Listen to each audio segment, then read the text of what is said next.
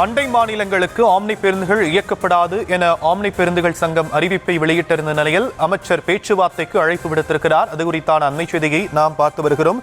தமிழ்நாட்டின் அண்டை மாநிலங்களில் சாலை வரியில் ஏற்பட்டுள்ள பிரச்சனையின் எதிரொலியாக தற்போது பேச்சுவார்த்தைக்கு அழைப்பு விடுக்கப்பட்டிருக்கிறது. அது குறித்தான அண்மை செய்தி விவரங்களை செய்தியாளர் வெங்கட்ரமணன் வழங்க நாம் கேட்கலாம். வெங்கட்ரமணன், தற்போதைய நிலை என்ன?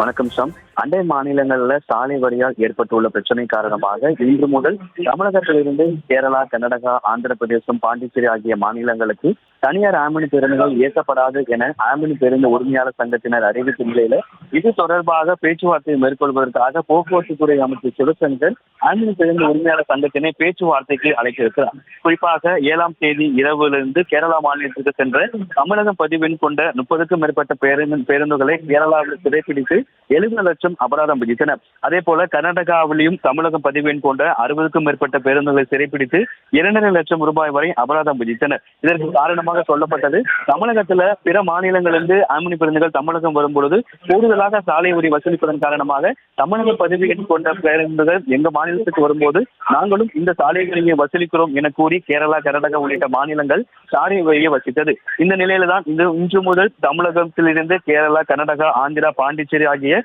4 மாநிலங்களுக்கு தனியார் ஆம்னி பேருந்துகள் இயக்கப்படாது என ஆம்னி பேருந்து உரிமையாளர் சங்கத்தினர் அறிவித்தனர். இந்த நிலையில தான் போக்குவரத்து துறை அமைச்சர் சிவசங்கர் இன்று பிற்பகல் இது தொடர்பாக பேச்சுவார்த்தை மேற்கொள்ள ஆம்னி பேருந்து உரிமையாளர் சங்கத்தினை அழைப்புக்கு விடுத்திருக்கிறார். நேற்றைய தினமே இது தொடர்பாக தமிழக அரசு இந்த விவகாரத்தில் தலையிட்டு உரிய முடிவு எடுக்க வேண்டும் என ஆம்னி பேருந்து உரிமையாளர் சங்கத்தினர் கோரிக்கை வைத்த நிலையில் இது தொடர்பாக பேச்சுவார்த்தை மேற்கொள்வதற்காக அமைச்சர் சிவசங்கர் ஆம்னி பேருந்து உரிமையாளர்களை இன்று பிற்பகல் பேச்சுவார்த்தை மேற்கொள்ள அழைப்பு விடுத்திருக்கிறார்.